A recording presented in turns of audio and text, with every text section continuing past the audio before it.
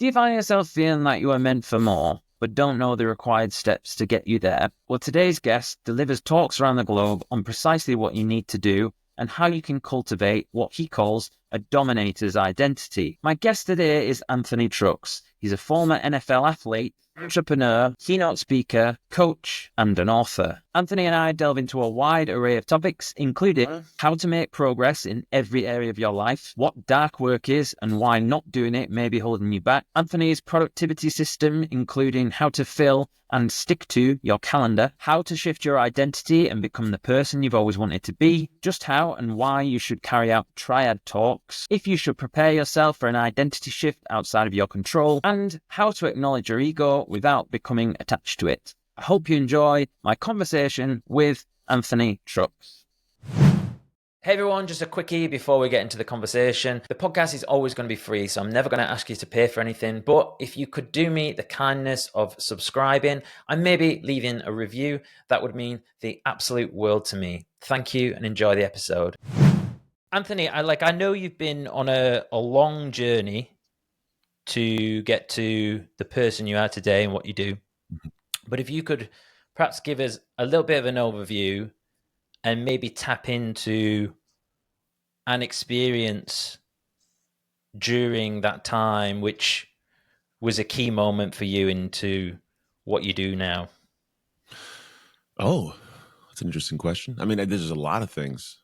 I think they come to mind. So I'll say I have a crazy, interesting life. I'm sure we'll get to some different parts of it. But if you're asking specifically a moment in time that goes, hey, this was one that pivoted me into the work I do now, that was probably in 2000 and I'd probably say 2012 to 14 window. I couldn't tell you exactly when, but I was in the middle of a divorce, a lot of crazy going on. I wasn't a great guy in a sense of I didn't like who I was. I wasn't doing harm to people or anything. I just wasn't being a great human at the level that I believe I should have been.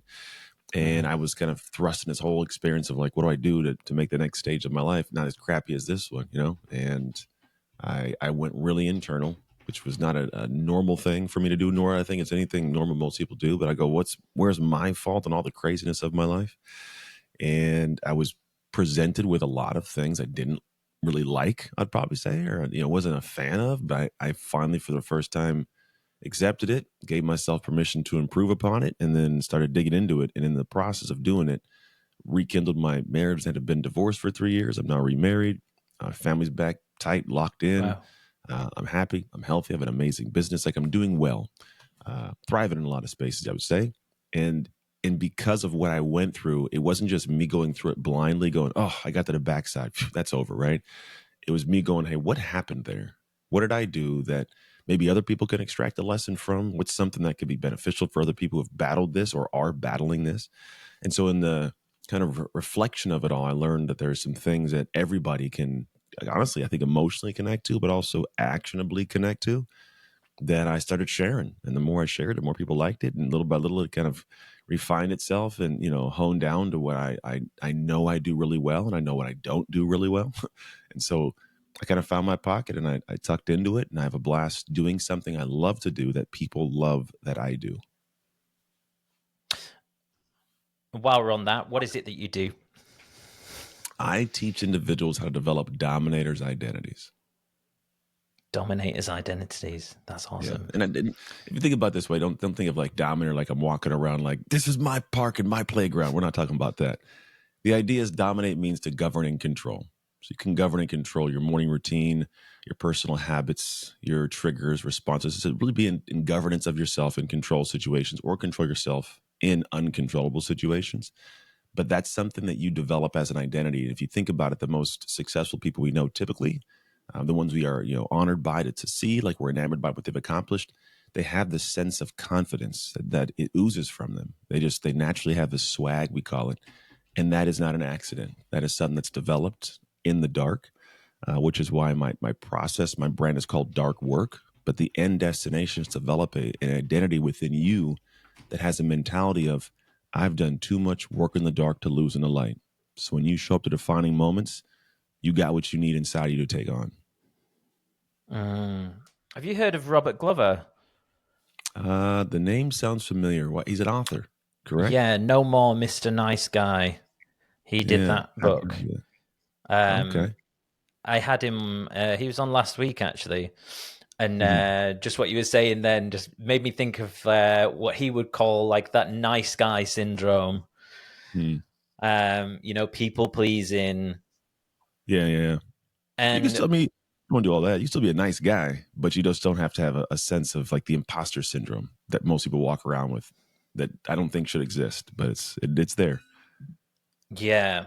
And I mean, obviously, like, yeah, that nice guy thing, it doesn't mean like don't be a nice guy. I think it's just his Mhm. brand of Yeah, like framing on something.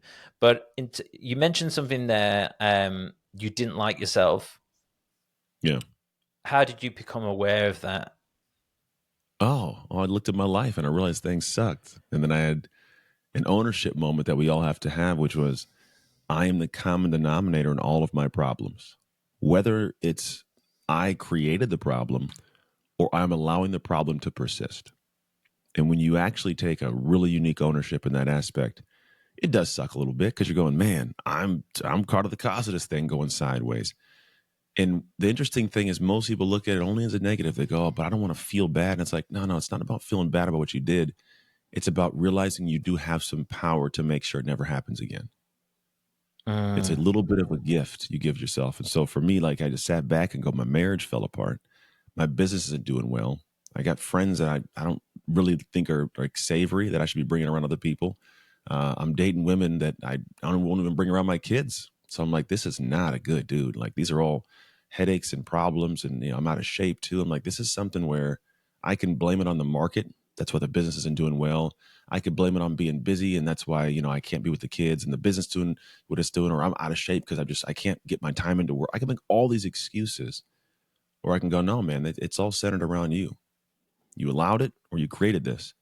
And what's going on now is I had to stop and go, well, if I don't want this here, and I was part of that process to make it happen, I have to do the heavy lifting.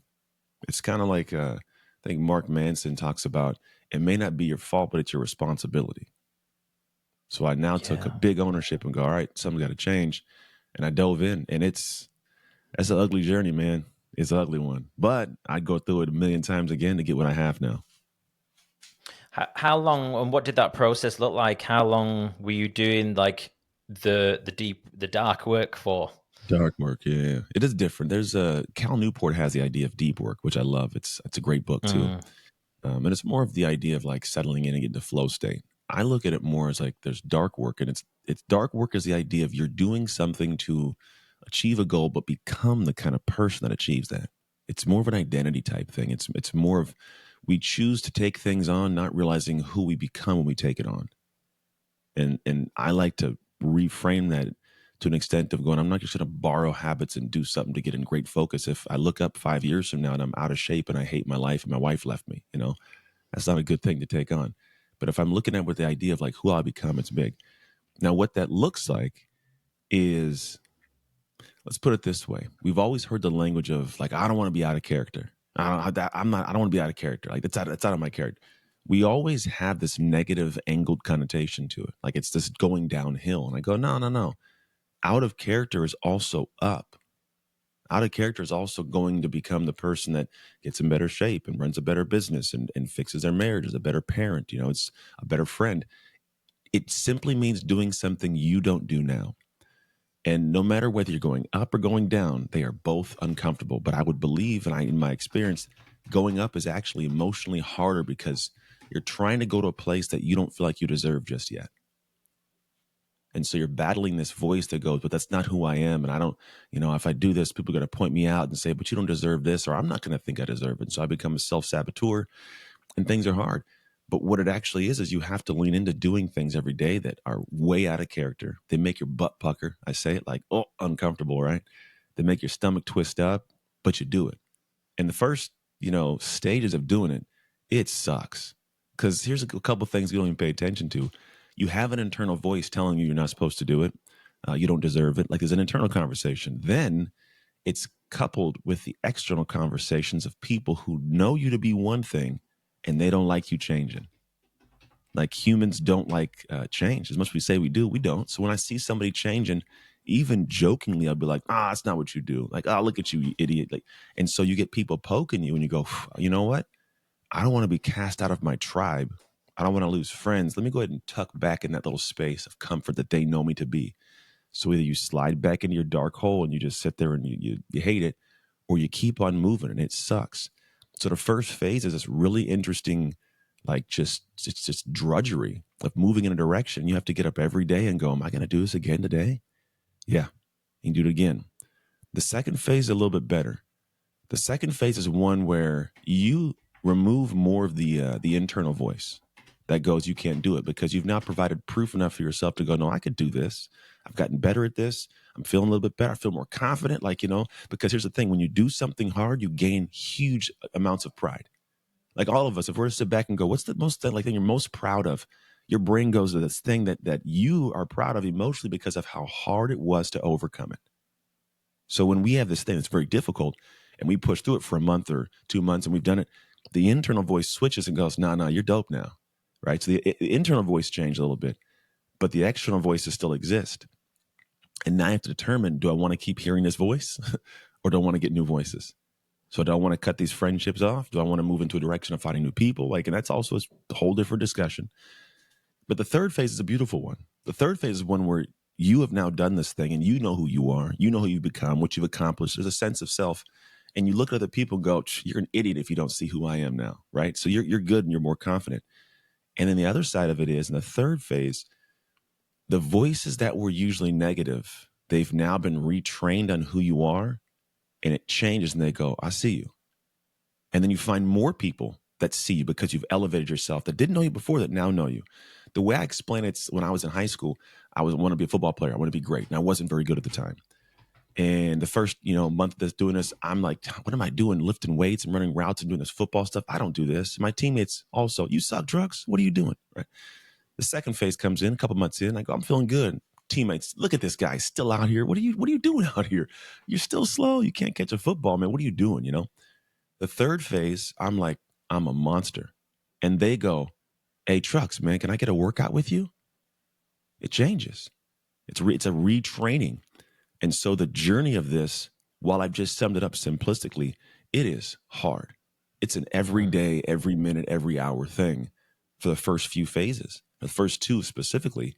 And it gets easier in time. And then eventually, here's the beautiful end part. When you cross that threshold and there's no definitive moment, it doesn't happen at 91 days and 32 seconds, you will wake up one day and go, damn, I'm amazing. Like you have a sense of you reflect upon things and go, I don't know when it happened, but man, I fell in love with myself. Right. And now here's the cool thing. While it was hard to climb to this certain point here, it's emotionally just as easy as it was before you started. Because a lot of us, where we're at in our lives right now, it's not emotionally draining every day, right? You're just doing your thing, going through the process. You have your ups and downs, but for the most part, you can manage this and probably do it for 50 years, right? But then you start going uphill like I'm talking about. It's hard. It's an emotional drain. But at a certain point, you get to the level where your identity has elevated to where you're in a dominator's identity, and it's emotionally just the same as it was before because it's now your new normal. The idea is to set this path, go through the journey, go from normal, elevate up, and create a new normal. So now your same level of effort creates a vastly different, higher elevated level of success. Do you think, I was thinking about strategies during the journey to be able to actually notice that you've made improvement? Because I was thinking one of the things sometimes you can't actually tell the difference. Yeah. Yeah. Well, look at it this way. And this is the difference, I think, between myself and a lot of we'll call it speakers. Because my main thing I do is I'm a speaker. I hop on stage, I do my thing. And what I found was there's a certain level of impact I can make from a stage in an hour. There's a certain level of impact I can make beyond the stage for 16 weeks or 5 months or a year with you. So I go, I need to be able to give people something they can do well beyond the stage that is going to deliver on the promise of what I'm talking about. So when I say I develop Dominator's identities, it's not for me telling you my story, right? That does nothing for you. It's a cool, entertaining piece.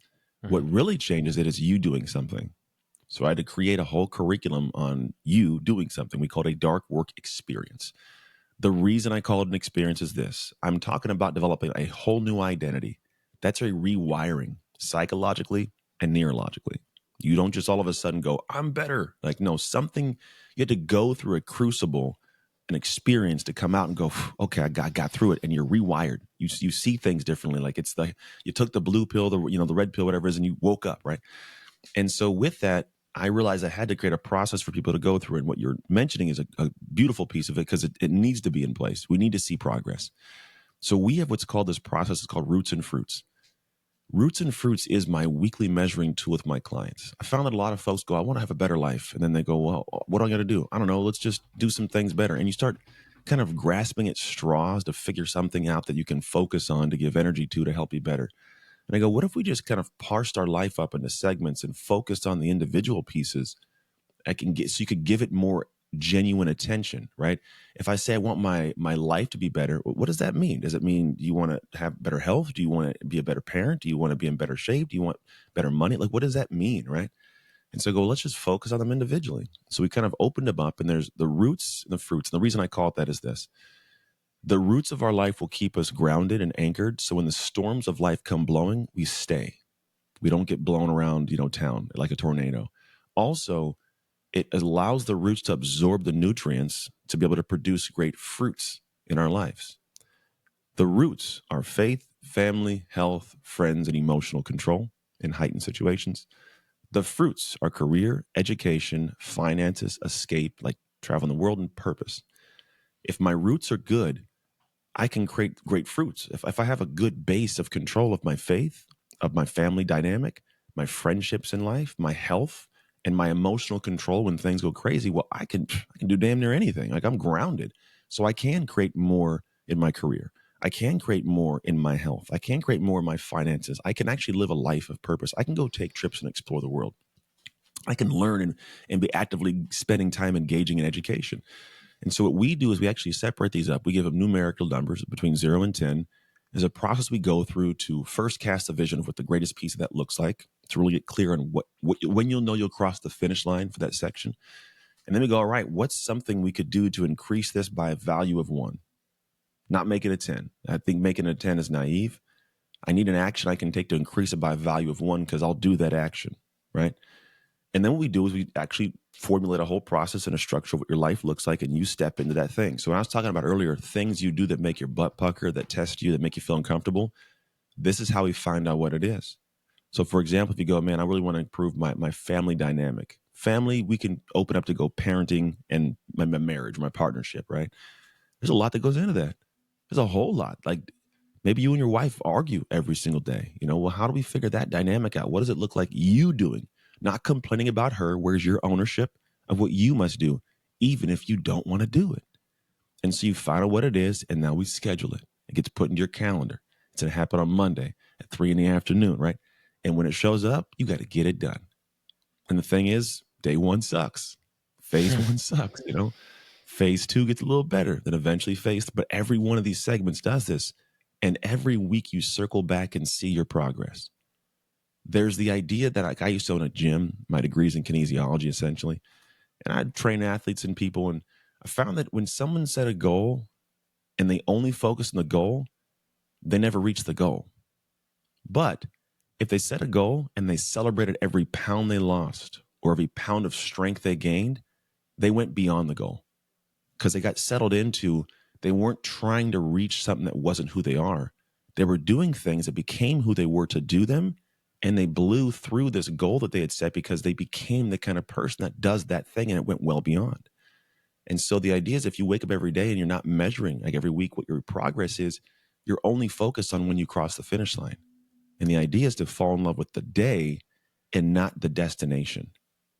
Because if I love the day, the destination happens and I go, oh, okay, cool. And I get back in love with the thing of the day I want, and I go beyond that goal. And so for us, we measure these areas, we focus on the actions for them, we infuse them into our life, and we move forward through them.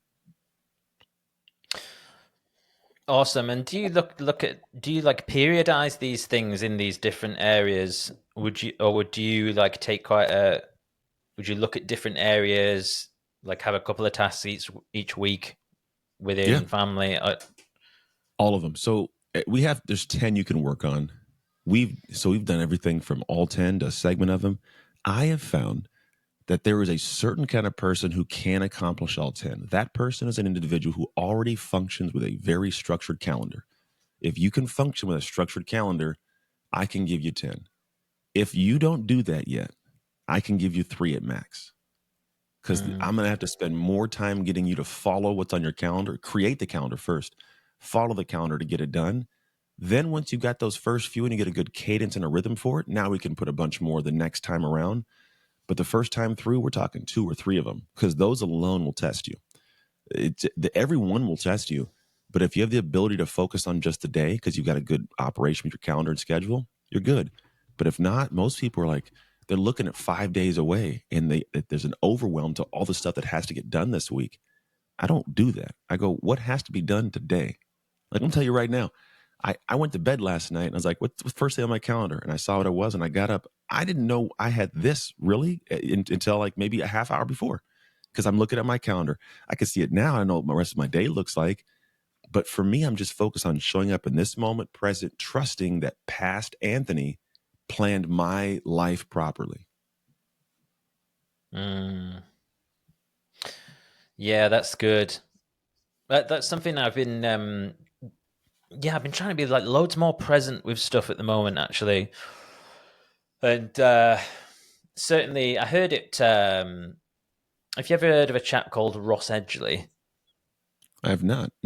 He's like a bit of an endurance athlete. He was the first guy to swim around the Great Britain. Okay. And he does all these like crazy things, and he's like the resilience guy. And I was listening to him, and he was talking about, because I'm big into my training, and I do a thing called High Rocks. I don't know if you've heard of that. I have. And yeah, and so I'm really interested in like mental frameworks and little tricks that you can use during a race or whatever. And one of the things that he said was, just be present with each, every movement of the pedal or, the ground, and how's my form, and rather than, the opposite being, oh fucking hell, when's this going to end? And it's just something that's like recently it's just been coming into like a lot of my life, and I'm like, hold on a minute, just be present. And I know it's like, like we hear it a lot, don't we? And it's so cliched about being present, but like there's like when you really start to get it, I think there's like real power. There is. I think the whole idea of being present is the fact that I can't affect the future just yet, except for what I do now. I can't change the past. I can learn from it, right? But if I'm present now and I do great in this present moment, then I know the future is going to be cool too, because I'm gonna do things properly to set myself up for it. And if you're present in the things you're doing now and you're focused on them, you don't have to second guess them when you get to the future. I think a lot of people's anxiety from like when I start working with them, their anxiety comes from having a task on something like they're supposed to do, a calendar to do, and they start thinking about, but is this the right thing to do right now? Should I be doing this or that? And I'm like, well, what did we fail to plan properly to organize for you to be questioning what you planned? That means you weren't present when we planned. And so now in the present, you can't be present. And so what I like to do is just sit back and go, man, let's spend like sometimes at the beginning, it's like a good 3-4 hours of organizing what you're supposed to look like, but be present with that. Don't be thinking about the future. It's like, what do I have to do? Okay, cool. That needs to take place at that time. Let's trickle it back. What are the things that need to be done in the week leading up to it? What has to be done every day? Like, should I take my supplements? Should I work out? Like, what are the things I should do? And what you do is you start being present and focused here. You put a timer on if you need to, and you start just rock and roll and getting things done, right? Organization wise. And then what happens, you put that down and you just go to your life. And then when your calendar says to do something, just do that thing. That's why I said earlier, I trust past Anthony to set up present Anthony's future. Like but when I'm making that schedule, I'm locked in on making a schedule. So I don't have to second guess it when I show up here. And it allows me to be in such a better place of flow. Do you have any tips for planning out your schedule? Yeah, it's a whole flow. So I have a thing called a GPS planner. It's quite literally a system that I made and a planner I got created because people ask, like, GPS stand for? Goal, plan, start. What's the goal? What's the plan? Let's get it started.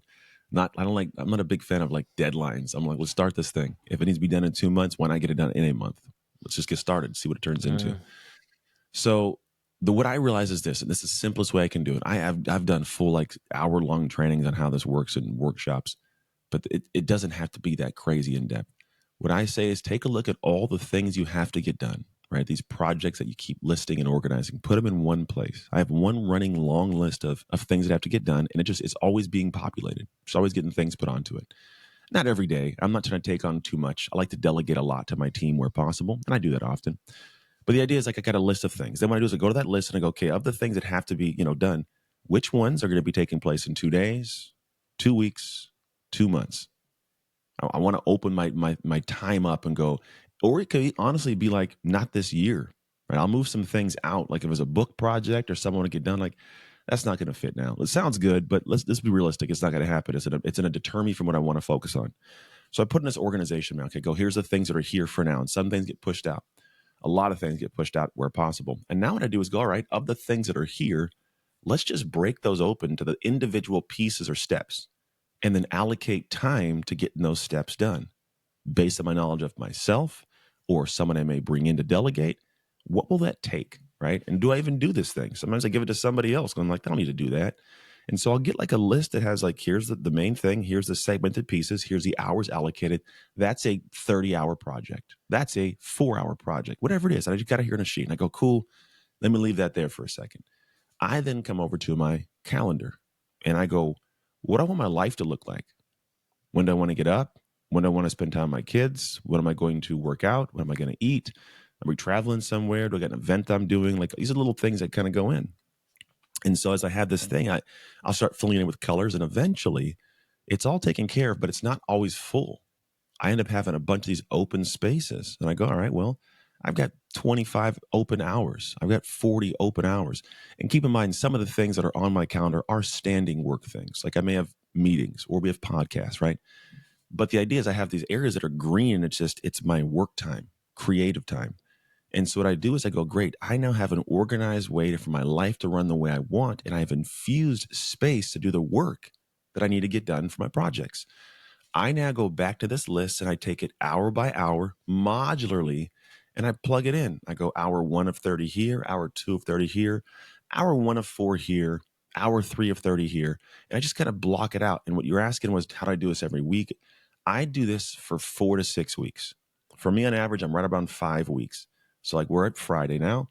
On Sunday, I will block out 4 weeks from now or 5 weeks from now, meaning the next 3 weeks are already scheduled and structured for me. I know what I'm doing. If I want to go review it, I know why I did it, but it's already there. Now, there are times where I can put like, a 2 or 3 hour block of like, if I go over in time, something in life happens, so I don't freak out because obviously life happens. And so I'll make adjustments or room to be able to make adjustments on the fly. But my life runs to where every time I eat a week, I lead a week. I should add one to the backside 5, 6 weeks from now. And what it allows me to do is a couple beautiful things. One, I'm not worried about what next week is or if it's the right stuff. I show up and I'm in flow. 2, it allows me to integriously say no.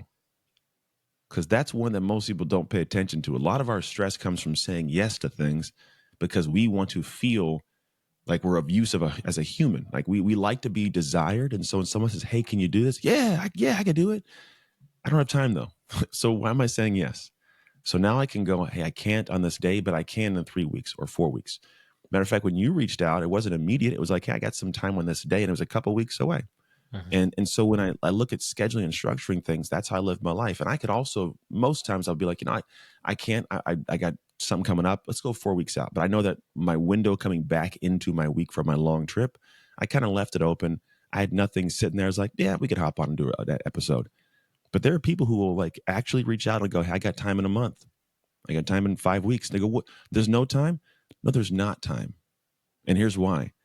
Even if it's something that just says work or creative time, and I haven't allocated something to that yet, that's my time. Mm-hmm. I'm not giving you mine. Like I have my time and I will find something to do because I never have nothing to do. But if I give it to you, I have to say no to Anthony now. And now I don't feel like I've given myself what I need, the space I need to be me. And then you're going to get the worst version of me or a worser version of me. And so that's my time to create what I need to give to the world so that you are a person that even wants to reach out to me in the first place, you know? And so I structure my life like that. There is room for you. It's just not when you want it. And I do it every week. Thank you.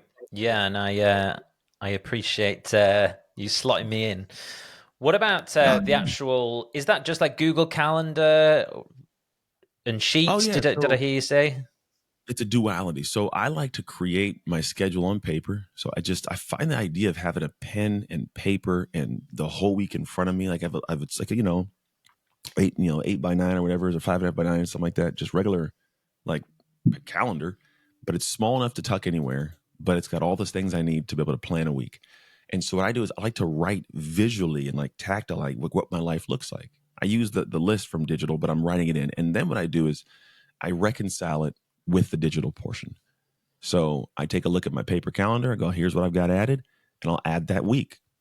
And so I just write it. That's what I'm doing. That one day I'm adding it 5 weeks out, and I'll write it in pencil, and then I take it, make it a digital. If for some reason something changes, and I try not to change too much for this purpose, but I just go in and I go, hey, if it's a new calendar invite, a digital invite, something I booked, right? I will leave that email in my inbox unread until I've added it to the paper. I'm not going to, it's going to be an unread email because I freak out on like a whole bunch of unread emails. I'm like, I hate having emails on here. That's how my life runs.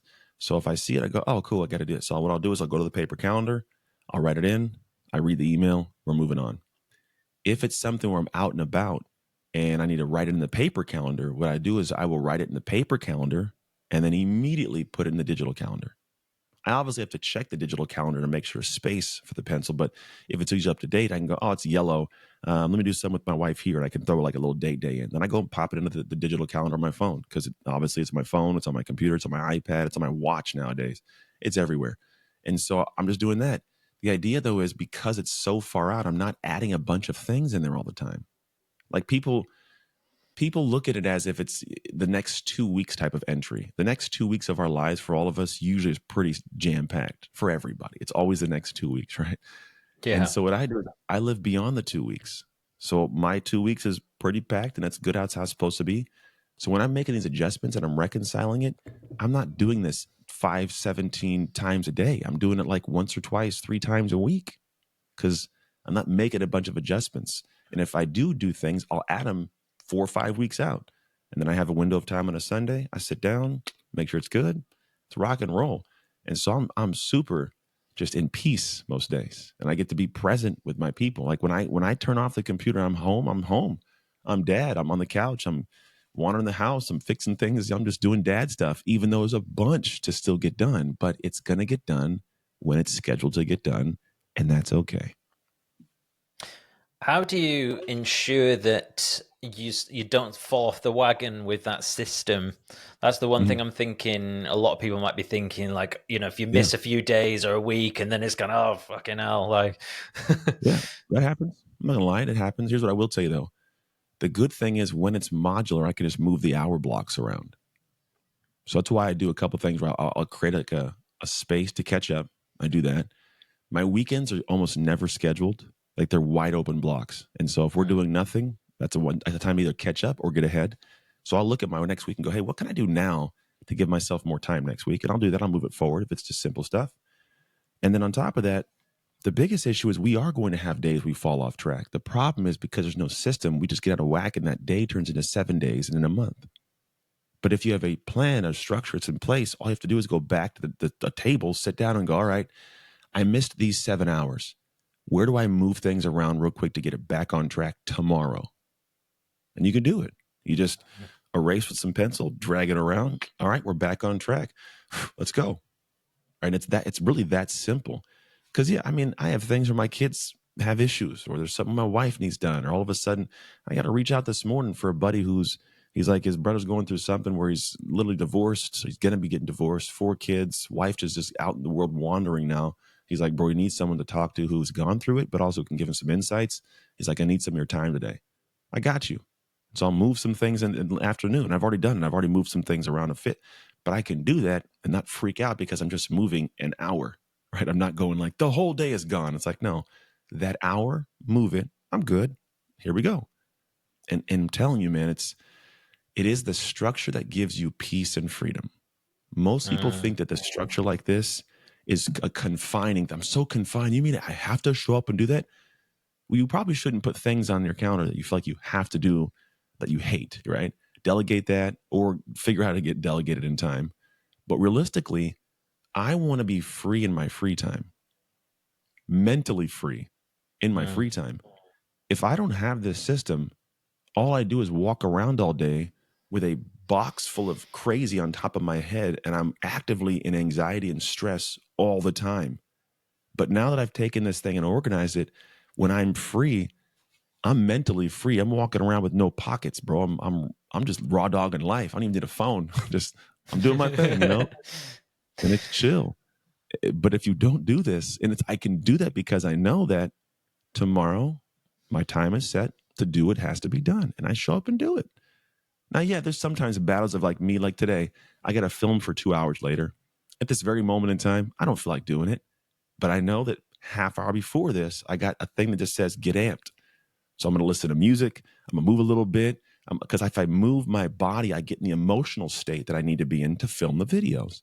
But I know that about myself now. So I put that in because I know that when I have a block of 2 or 4 hours of videos, that's not super engaging and fun for me all the time. So I go, let me put a little half hour of get amped, right? So you do that, but you get to know yourself and then you create this structure that creates more freedom for you so that when I get done today, and it's Friday, I can go, cool, I'm done. I hang out with family. I'm not going to be stressing off of, man, I need to film videos. I didn't get the videos done. My team's going to be mad at me now. Like I don't have to feel any of that anxiety. It's gone because I know how to structure my life. What are some ways that we can actually stick to the calendar? Because I've done this before and I've planned it all out. And then I think it's like I feel like it's like the man telling me what to do, even though it was me, and the calendar's there, and I'm kind of like, fuck you. Yeah. Well, let's put it this way. The identity of the individual you want to have the life of, they do this. I operate with some interesting, great humanity people. Like I float around in some cool circles, man. I'm truly blessed. Every one of them. I mean, besides the ones who are like they're ayahuasca leaders and stuff, they're different people. You can't put them in the same pocket. But the ones that are company owners that have families as well, this is a concept that they get. Now, here's the cool part. This is just my system. I have this system in place now after 11 years of refinement from somebody else that gave me their system. He's like, hey, here's how I do it. I go, great. And I started doing his system and I go, I don't like this piece. And I would beat my head against trying to do it. And then I eventually figured like, oh, you know what? I've made the cookies enough. I can maybe adjust the recipe. Like I don't want to adjust the recipe before I've made some cookies, right? But now that I've done that enough for a couple of years, like let me go ahead and do my own. And so I made this my own, and I recommend everybody makes it their own thing. If you don't like paper calendars, don't do the paper calendar. If you only like paper, cool. Have a system where you take pictures of it every single week and give it to a virtual assistant and say, please populate my calendar, right? There's little nuances of what you can do, but the idea is you can't wander through your days expecting to get up the mountain. It doesn't make any logical sense. Logically, it doesn't make sense. And I will tell you this also, your success is found beyond the moments you just mentioned where I go, the man's been, I don't want to do this. Cool. Guess what? Every person who doesn't have success had that exact same moment and they succumbed to it. They did. This is the nature of it. The idea that I've noticed is in those little beautiful moments of, I don't want to do this. I go, oh, okay. Well, I'm human. Other people have had the same moment. The people that have what I want most, they also got here and they took that turn. I'm going down that path, not that one. So that moment of tension, of friction is a gift because it's an alert going, hey, you're getting closer, man. You're making progress. Now lean in. And here's what happens. This is a beautiful part about the identity work, about the structure I'm talking to. It goes from being something that is hard to do because it's out of character to where it becomes so much part of your character, it is hard not to do. And that hard not to do, it's bro, it's like flying. It's free. It's loose. You feel like just a bad mama jamma dog. You feel different, and that's what you want. The idea is, I don't believe you can have a life or a vision above your current identity. So if you don't identify with certain things that become hard not to do because they're on your identity now, you don't get the outcomes those people have. And so that's where, for me, yes, 100%. There are times, probably every day for me, where I go, oh, I don't feel like doing that, right? But I know that that's the moment of me finding another space for me to become more of the person I want to be a month from now, 6 months from now. And then what happens, these little things become normal to do. Like if I was to put 10 years ago me into my schedule today, he'd have a heart attack on day one. He'd be like, I can't do all this, right? And now there's things that I do that are like, there are people like, how do you do that? Like, you do it every single month? I do it every Monday. What are you talking about? Like, that's every Monday. And so you get to grasp how people's perception is of the thing. And I go, it's not because it's all of a sudden easier to do. Like, anybody hopping it's going to be hard, but I have now normalized myself to it. I've built the muscle for it, and it becomes easy. If the simple metaphor, and I'll stop here, is it's kind of like walking in a gym. You pick up a barbell, and it's like it's super heavy, and you can't lift it. And what you do is you go, okay, I'm going to go back, and I'm going to slowly, little by little, start at a lower weight and build and build and build until I get to that weight. And eventually, I do that weight, and I move so beyond that weight that it becomes my warm-up weight, because I'm now stronger. So the same weight, the weight hasn't changed, still 45 pounds. But because I'm stronger, it feels like 5 pounds. I just had to keep lifting weights.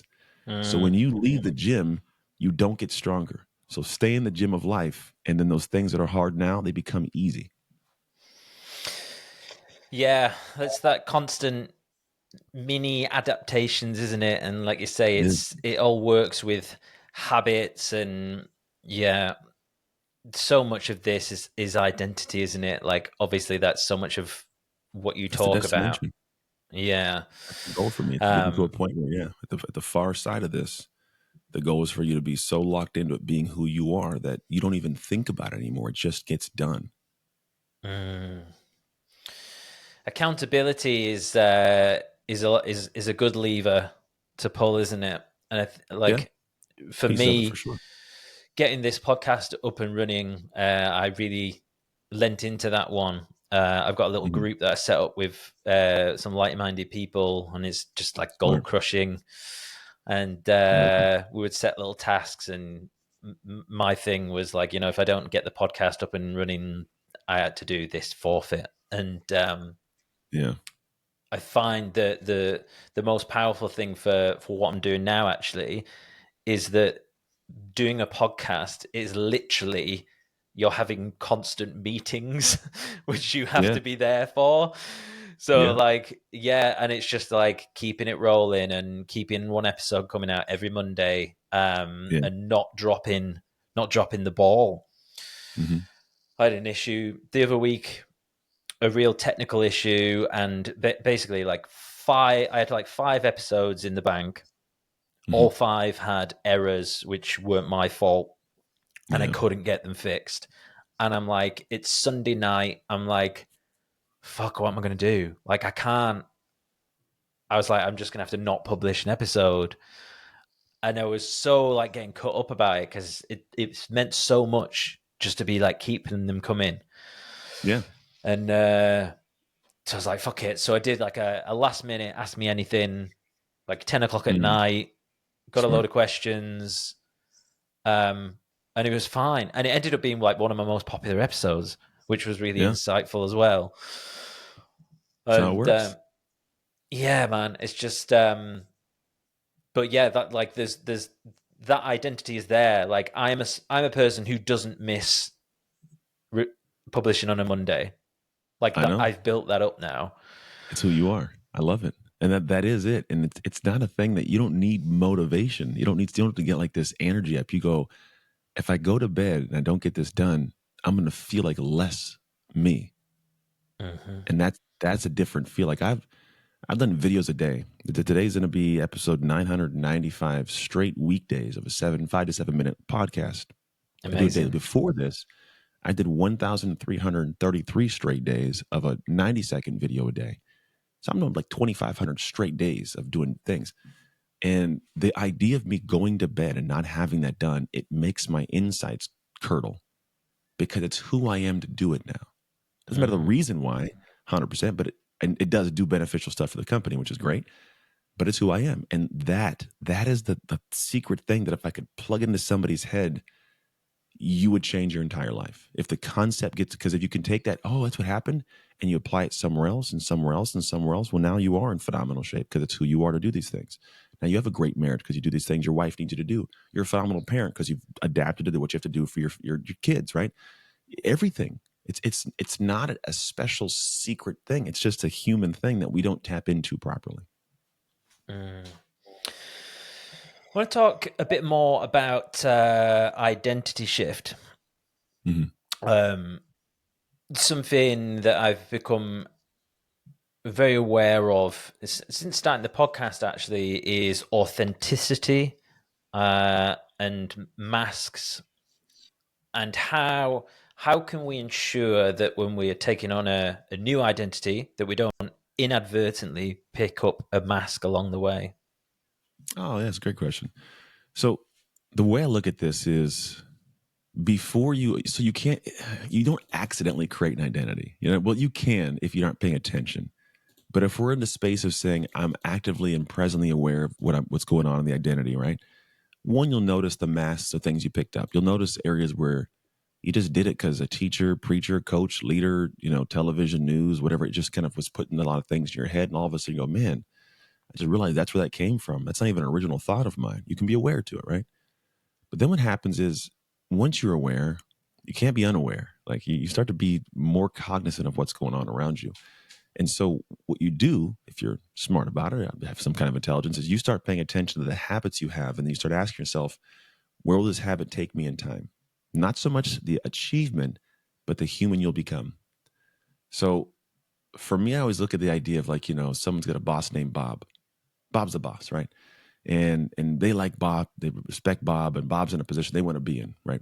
What they do is they blindly look at the things that Bob tells them to do. They're a good worker. Bob says do this, so I do this. Bob says do that, so I do that. And Bob says I do it, so you should do it. Cool, I want to be in Bob's position, so I do what Bob does. And what happens is, 2 years go by, 3 years go by, 4 years go by, and I'm in a position where I'm living like Bob, right? Bob's done something else. I take a look, and I go, holy crap, I'm out of shape. My wife doesn't talk to me. My husband doesn't talk to me. I don't know what my kids are doing. I'm miserable. My work is my life. And then you take a look back and you go, where did I go wrong? And you go, oh, I didn't realize this is what Bob had behind the scenes. Like this was Bob was overweight. Bob was in his position where his wife never came to the thing. Like you didn't even pay attention to what Bob's habits had done to Bob. And so what I do is I step back and I go, hey, before we chart any of these paths, we start putting random habits in, who do you want to be? Literally, who do you want to be? And most people go, well, my future self. And I go, well, actually, there's an interesting thing. You can't figure out your future self. It's a very interesting disconnect that we think exists. But there's some cool studies done by UCLA called The Stranger Inside. And they put some dials on the brain. They said, hey, talk about a person you love. Love lights up in the brain. They showed them a stranger's picture. They go, tell me about this person. They go, I don't know who this is. They go, all right, tell me about your future self. Stranger lit up in the brain. There's not a direct connection. So we don't sacrifice for the person. We don't do much. One of the banks, Charles Schwab, did this thing called Face Your Future, and they actually used this information, and they had people think about that person. They had people increase their investment in their future by 40% because they could finally connect with a different person. And so what I do is I go, hey, what is it you want to be doing or accomplishing later on? And they go, okay, I want to do X, Y, and Z. All right, who do you see in the world? You don't got to know them. Who is doing that? Now, I don't mean they're doing all the things you want, but they're doing the thing you want there in a way that you respect or you like or you admire. You may hate every other thing they do. You may absolutely hate the way they walk and talk and chew, right? But maybe you love the way that their kids show up and hug them when they come home in the afternoon or evening, right? Maybe you have somebody else that you hate, but you love the car they drive and the house they live in, right? There's things that you got to look at and go, how did that person accomplish that? How'd they get that? And then if you can kind of peek through, even ask them sometimes, you ask, hey, what did you do? And they'll tell you. And here's the crazy thing. it's usually a fairly simple thing. Like, I'm a speaker. I travel the world. I talk. And people go, how'd you do it? I go, I did a video every day for 90 seconds. Dude, it's that simple. I did it for 3.5 years. They go, oh, it's got to be something else. No, I'm telling you, that is what I did. I just started finding ways to talk for 90 seconds and then post it. And I did it for 3.65 years, dude. And they'll hear that, they'll go, okay, cool. And they won't do it. They won't even do it. And it's like, usually the thing that got someone to the place where you even see them in the first place, or you're inspired by them, is something that was pretty simple, or a thought process that you could apply, but you're not willing to do it. And so when you say, how do you don't get the masks on, what you have to do is go find the people, find out what they do, and then do the thing that is in line with that area you want to be. And then you don't have to worry about accidentally doing something. Because what happens is people go, I want to be a speaker. And I tell them what to do. They found me, they saw me, I've told them what to do. They like a part of my life of me doing this. Then they go do something else. And then they never get where they want to go. They're angry at themselves. There's this resentment for not having success. They're frustrated. People around them see the frustration. These things unraveled, and then they start picking up random, unthoughtful habits. And all of a sudden, they wake up 5 years later and go, "What? Who am I now?" And so the idea is, if you do pick up things haphazardly, you will find that you create along the way habits that don't actually work because you weren't being clear in your selection. But if you do the thing I'm telling you to do, like find somebody or research something and find out what the simplest thing is that you can do every single day, well, now you start to develop a habit and develop an identity in time to where you just do that thing, and you've already been aware of who you'll become when you do that thing because you see somebody else doing it. And so if you can do that in the areas that matter in your life, which does take some mental work, you're not going to wake up years from now and go, I don't know who I am. I think that's why we have this whole midlife crisis, kind of situation, because people they're sprinting through life, dude. They're doing the job that they thought they're supposed to do. They're with the people they thought they're supposed to be with. They're doing things they thought they were supposed to do. And they just are doing, all of a sudden they wake up to it and go, who am I? What's going on? And you don't have to wait till a midlife crisis to ask that question or change that path. You could do that now and avoid all of that headache.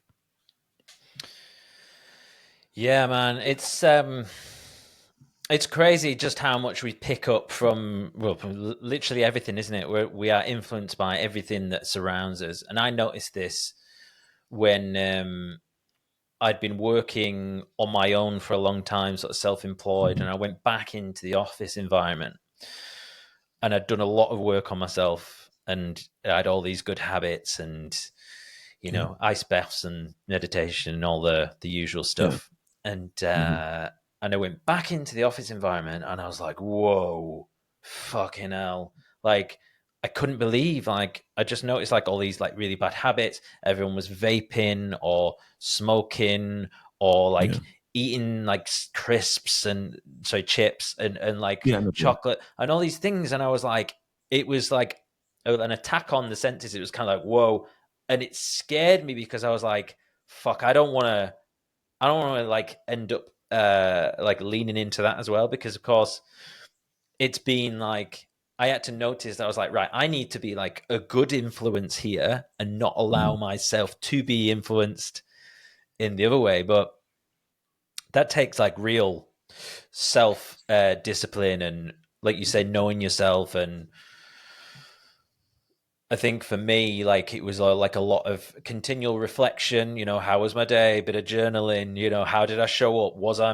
Did I show up as myself? What did I do that was out of alignment with my true self? But yeah, these things can work. You can have positive role models, can't you? And then you can have negative ones, and you just have to learn how to spot the negative ones before they come in and change your behavior. And you got to be okay with doing that and realizing that just because you found something you don't like doesn't mean you suck. It just means you got something to work on and you're human. All right, cool. Let's go to work. It's not the end of the world, essentially. Most people are so afraid of admitting that they're not perfect. We'll say, I'm not perfect. But when presented with an imperfection, you fight it, as opposed to going, maybe I should work on that. And the ego gets in the way, and then nothing progresses, and you keep doing the same things and we're in the same place. But when you're aware of it, like you just talked about, now we have a whole other phase to go into, which is it's going to be work. You got to be the odd man out, and it's uncomfortable in the beginning, but it's so beautifully worth it at the end. Yeah, man. What about obviously your background, it was NFL, and you've spoken publicly about the understandable sort of identity crisis that comes at the end of something like a sports career. Mm-hmm.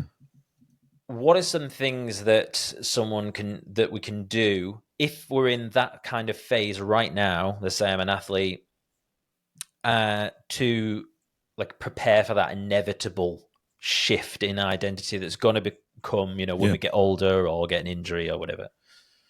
The hard thing is, I play professional sports as an NFL guy. I'm not real big on, like, you should be thinking a little bit about the future, but you got to give your all to your current. If you're planning that you're giving energy that should be here in this position here to keep you where you're at, to where you don't have to go into that next thing too quick. If you like where you're at, we'll call it. But as an athlete, yeah, there's a different space, because at some point it's going to end without you knowing it. And hopefully it doesn't, but majority of people, it ends without their own say. It's like you get injured, you get cut, you don't get picked up, your game, your life, your career's done. Oh, dang, like now what do I do, right? And so here's the thing. When you do leave that thing, let's say you've planned for it. If you plan properly, you plan with people that were intelligent, experienced, they have a plan, you must now be okay with redirecting your energy, the amazing intangibles that you have, into this new thing to rebuild the cathedral of your life. You do have to, leave this one. You got to move the one you're in, because you can't show up to work tomorrow doing the same thing, right? This beautiful cathedral of a sports world and a professional career you've built, you don't get to do anymore. And when you have to wake up on a certain day and go, man, I don't have that thing to do. Who am I? Which what most of us have is like, who am I of value without that? It sucks. But if you realize that you are not the fruit, because this is the fruit of your labor, the sports, the career, it's the fruit of your labor, the fruit of your works you've done.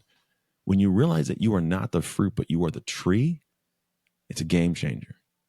Because now you realize is the tree, which is you, created that fruit of career, of whatever it is. And again, it's hard.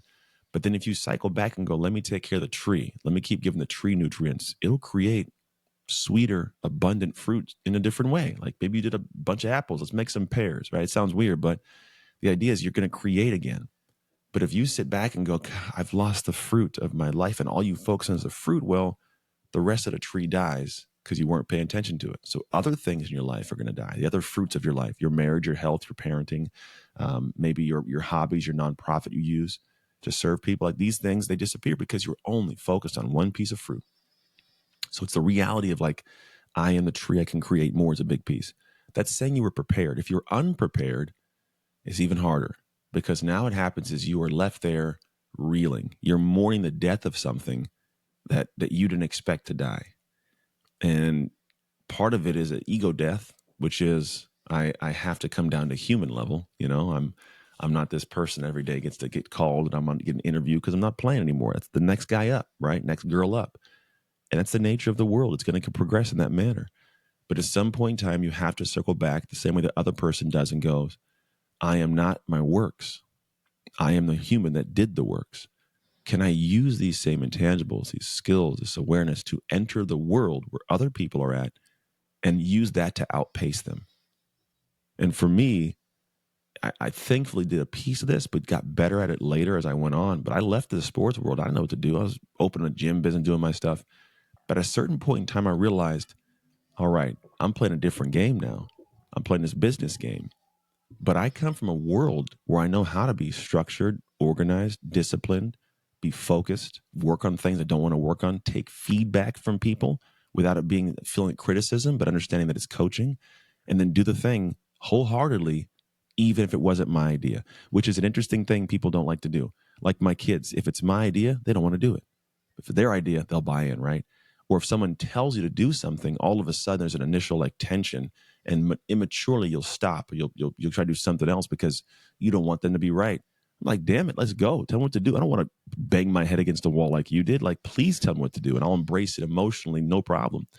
And so if you can take those intangibles from that and apply it to something new, what might have taken the average person who didn't have those skills developed a year or 2 years, you could do it in 6 months. Like, I have outpaced a lot of people in my industry without having anything more than just a different set of intangibles inside. I'm not more skilled, or I wasn't more skilled before. I didn't have connections before. I didn't even know things. I did not do technology stuff. But the way that I function as a human intangibly, I was willing to do things that they weren't in the moments that they didn't want to do it. And so those things compounded. So now I'm literally like multiple years ahead of people that started at the exact same time I did. And they come to me and they go, how would you do that with a wife and 3 kids, and you do this stuff? You still how do you do it? I go, it's just, I don't know, unless you want to go back to when I was 15 years old and do football with me. Like, I don't know how to exactly tell you that, but I will tell you this. Part of me understands that it's developed through my experiences. And if you remove yourself from those, you don't face those hard experiences, you don't develop the tools. I could give you the words all day long. You won't emotionally get it. But I will say this, if you can subject yourself to the experiences and really commit to doing it and going through them, you'll develop all the same intangibles that I have. Sports was not the only place I could develop that. There's so many great places in the world, sans sports, where you can develop these amazing human intangibles, but people don't lean into them. They avoid them because it's uncomfortable. They want to find workarounds and shortcuts. And I go, that's not the way. To be honest, the long way is the short way.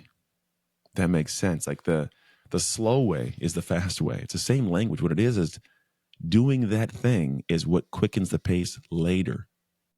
Doing it slow and arduous, uncomfortably now, it forces you to figure out these things to where later on you can move faster than you used to move. But if you avoid that thing, you're always looking for shortcuts, you're always dancing around.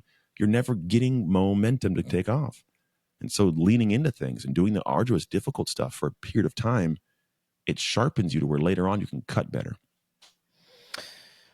Yeah, like I love that analogy with the tree, and yeah, like it's something I was thinking about recently actually with the whole ego.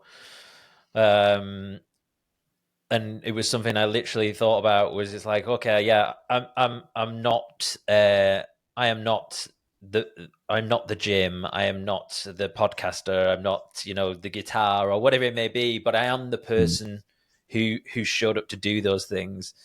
And yeah, I love that about the tree. Like, it's a really nice sort of framing when we're talking about ego. What about looking at our past, and when we're doing our dark work? Because I've done some of this, and going through therapy and stuff, and looking back, and one of the things I thought was, like, how can we prevent, like, coloring our view of the past with a present day bias? Honestly, I just have other people look at it. There's something to happen. There's a statement I love, and it says, it's hard to see the label when you're inside the jar. And we will give things rosy colored glasses. No one likes to be the bearer of bad news in themselves. And so I'm pretty open nowadays, more than I used to be for sure, to having people I respect and admire tell me what I need to hear, not what I want to hear. And it's a really difficult thing. I call them Triad Talks. So we use a similar process to the roots and fruits I mentioned earlier. And I will actually engage with other people. I call them Triad 3, 2 people that I'm on pretty good terms with, 1 person that I'm not. And I let them know, hey, I'm trying to improve myself, my life, the people around me. And I have 10 questions I need to ask. And I need transparent, honest, like very just direct feedback. When I do this, my stipulation is I'm not going to rebut, refute, or justify anything. And in fact, I'm not going to respond for 48 hours after what I hear you tell me. Would you be willing to do this for me or with me? And so what happens is I hop on the phone with 3 people and I go through these areas. Now, they don't know all aspects of life. They're from different walks of life. They may not know your finances. They may not know your marriage, right? But ask them what they do know something about and get some insights. And what happens is you let them talk. Now, the first 3 or 4 questions, they're going to be tiptoeing. because they don't quite know 100% where you're really going to be at in response. But there will be a moment when they say something and they know they said something rough and they're reading your response. If you are true to word and you don't fly off the handle, they're going to go, oh, I really can say something. And they'll start giving you gold. It'll hurt your heart, but it'll be gold. When you get done with it, cycle back to the beginning, ask those same 3 or 4 questions to get more depth because they were holding back then. Now they're not. And then you step away and you let that emotionally sink in. The reason I say 48 hours, when emotion is high, intelligence is low. It's like a kind of metaphor, but I kind of, when I'm all spun up, I usually don't think clearly. And so when I get this time to let it subside, I can usually come back to my logical wits and go, gosh, there was some validity to what that person said there. Or, I get where they came from, but I don't agree with that. Maybe you go, I don't agree with that, but these 3 people all said the same thing. Maybe it is true, right? And so what happens is I'm able to step back and be able to see somewhat objectively things about myself that I couldn't see or wouldn't see. And now when you ask, like, how do you get back to that point? Now I have some true depth on, like, gosh, what do I do with this? And how do I get better? If this is how they see me, this is not a good thing. And you can actually be critical enough to give yourself this clear idea of, like, all right, doesn't mean I'm a bad person, but it does mean I have some things to work on. And now you get to work. Would you be willing to share any examples Of things? of those things that came up? Yeah. So here's the thing for me personally. I had this situation where I was, like I told you, I was in that window of time where I was divorced and I eventually got my marriage back together. And I had 3 people I talked to, Denise, Jason, and then my ex-wife. And I had these conversations of, like, what am I not seeing about me? Like, I'm not, this is more like relationship wise. Denise at the time was like, she's like, you're kind of running and gunning, man. You're like, this is not a very integrous person. Like, not that you're not a good man to your kids or something, but like, that's not, I wouldn't be in a relationship with someone doing what you're doing, multiple partners doing your thing. Like, I get that, my ex-wife she was very hard to hear, but she was telling me, like, you didn't love me. I'm like, no, I loved you. She's like, no, love isn't the thing in your heart. It's what you do with your actions. It's like this thing of, like, you were loving the gym more than you were loving me. She resented my business in the beginning because I loved the gym. I would show up there no matter what and sacrifice for that. But I wouldn't come home when I needed to. When I told her I had to be home in an hour, I'm home in 2 hours. She's like, that's you don't love me. Like, you love the gym, right? And then my buddy Jay was like, dude, this isn't the best friend that I've known all my life. He's like, this isn't the man that, like, he's like, you got different women and I'm meeting different people and you're bringing some people, like, around. Like, he's like, I don't know him. I can't take him with my friends because you're the weird friend now, just very transparent. And it's hard to hear. Like, that's just one of the areas, by the way, there's more. We got the business stuff too. And the idea is, like, you sit there and you listen to it and it pokes. And then you start to, like, you want to, like, no, because these are people you care about. You don't want them to see you that way. But here's the truth is, they already do. Nothing you say is going to change their minds. These are people you selected because they know you. The thing that changes their mind is your actions, your acceptance of the actions that must be taken. And when you are able to be honorable enough to own that, acknowledge that, and then work on that, that's what changes minds and changes hearts. And so for me, there was things I had to work on, and I did. I worked on them. I had some hard conversations, hard actions. It was a very arduous, long period of time of just kind of fighting against the current me and to build the better me. But over time, it worked out. I have amazing friendships. All those people are still in my life. My ex-wife's now my current wife. It was a hard-fought journey, but it started with what you're talking about. Was me having to go in and ask these crazy deep questions on things I couldn't see in myself at the time. What was it called? A Triad Talk, did you say? I call them Triad. Triad meaning 3, so Triad Talks. Yeah. And how often would you do them? Because obviously, once a year. Once a year, in all areas, or just like you maybe just pick one, or? Well, no, you go over all areas in that one call. So you go over the call and you ask them, okay, here's the area. We just scored a 1 to a 10 or a 0 to a 10 and why. Got you. And let them go. And then they break your heart a little bit. And it can be different people depending on. You can change it up. Yeah. Mm-hmm. Interesting. Yeah, that's a real good one. What about I know we got to wrap up shortly. what about crafting your message, our message? Obviously, you do talks all around the world. Like, I always think to myself, I was like, I'd like to do a TED talk at some point, and or maybe write a book or something. And I'm very early on my journey, but I've been trying to I'm sort of seeing some themes with its authenticity, masculinity, vulnerability. There's some kind of things that I'm trying to tease out of myself. How do we develop that voice to the point where we can do a book or talk on stage?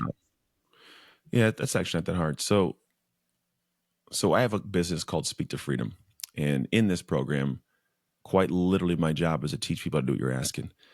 And so what I've found is you have an experience of life that nobody's ever had.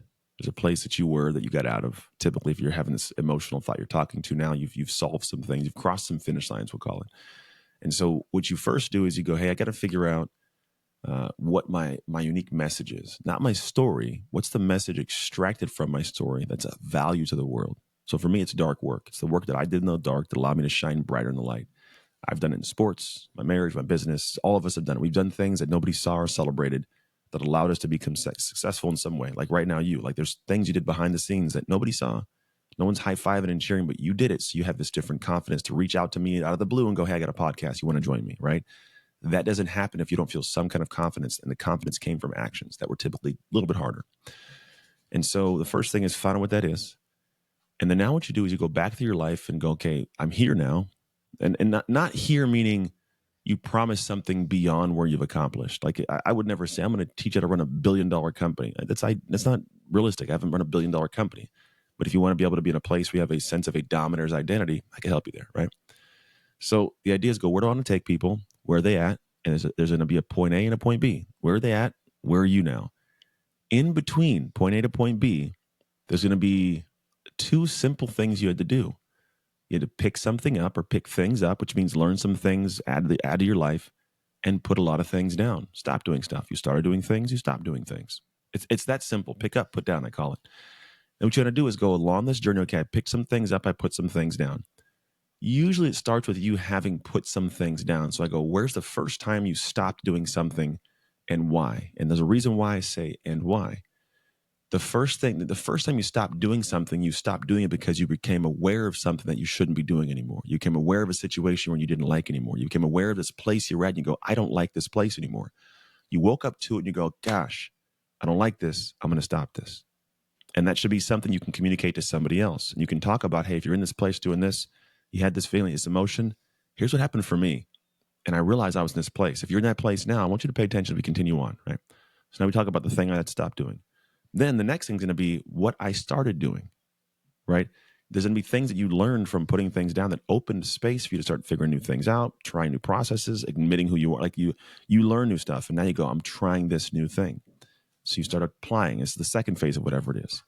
And it could be a multitude of different things you put down, a multitude of things you picked up, right? The third thing is going to be the thing that typically came at a certain point. That was your epiphany. The thing that you really realized and you learned, which gave you the clarity of like, this is what my message is. And you share a story around how that took place. And I put this down, I stopped doing this. And I started doing this. And all of a sudden, God, this happened. I had no idea this was going to happen. And it was right in front of me. And then now at this point in my life, I feel like, God, and that becomes your journey. What I pick up, what I put down. And then you go through what I put down first, what I picked up, what I became aware of, my epiphany. And now your life is comprised of these different moments in different ways that share the same lessons. Because you'll find is the lesson you learned of what you had to start doing, that lesson showed up a bunch of times in your life. It doesn't happen at one time, right? And you can talk to these things. So if you say, I want to start speaking, that's why I would go through the process of at least formulating the structure to start talking. Thank you. That's awesome.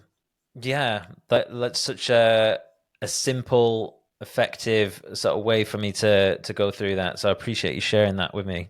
You're welcome. And my audience, and appreciate you coming on the show and doing this. Where shall I point people to find out more about Anthony and your work? Oh man, go to You go to darkwork.com or anthonytrucks.com. Those are probably the two best places to come find me. Or social media. If you go to Instagram where you found me, it's a good place too. Awesome.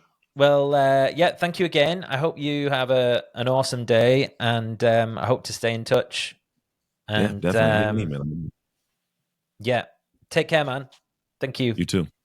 Welcome. Hey guys, it's me. Thank you so much for watching that episode, and congratulations for making it all the way to the end. I really appreciate it. A few things before you get going. If you haven't already, please do subscribe. And if you enjoyed this episode, the kindest thing you can do for me is to share it with a friend or family member. Don't forget to check out the show notes for links to both my guests and myself. And if you made it this far, why don't you drop me a DM?